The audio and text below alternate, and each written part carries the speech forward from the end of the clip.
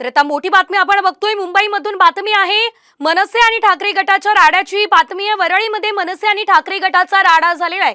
जांभोरीमधील बेकायदेशीर बांधकामावरून हा राडा झालेला आहे। आदित्य ठाकरेंवर बेकायदेशीर बांधकामाचा आरोप करण्यात आलेला आहे।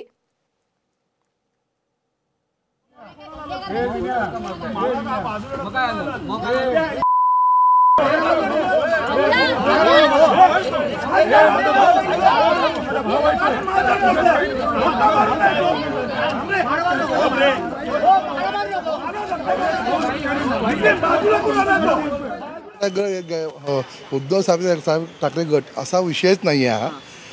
ज्येष्ठ नागरिक गटाचं सुशोभीकरण काम चालू होतं आणि त्या लोकांनी अचानक सडनली काही महिला आणि संदीप देशपांडे ते धुरीवरे हे लोक अचानक तिथे काम बंद करा जबरदस्ती करायला लागले। यांच्यावरती धक्काबुक्की या लोकांनी केलं।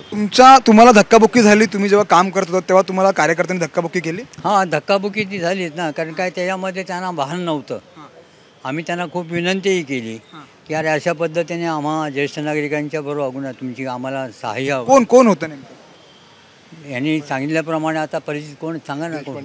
देशपांडे म्हणून होते, हां, संदीप धुरी होते, संतोष धुरी होते।